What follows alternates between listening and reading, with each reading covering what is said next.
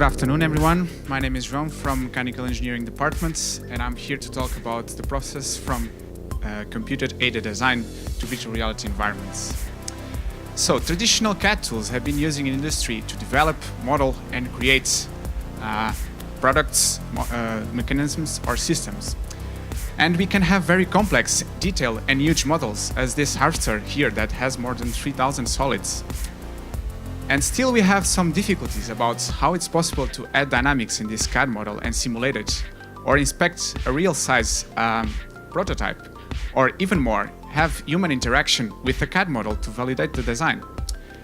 Of course, virtual reality can be one of the solutions, but how exactly can we bring a CAD model to virtual reality? Or how are the advantages of this?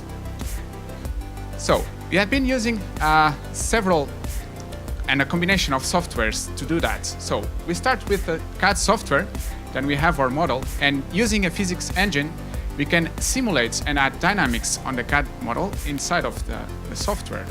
Then import for a real-time simulation engine, Unity, a game engine that allows also to create a virtual environment and design and test our product. And because it allows development to virtual reality, we can inspect it actually with VR devices.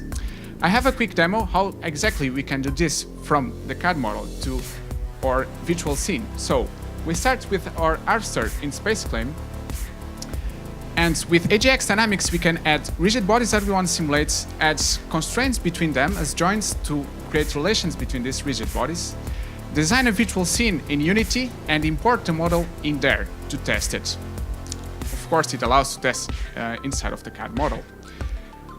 Since that we have our design scene in Unity, then we can be actually inside of the machine and visualize a real-size prototype, and also interact and test the machine with the VR controllers.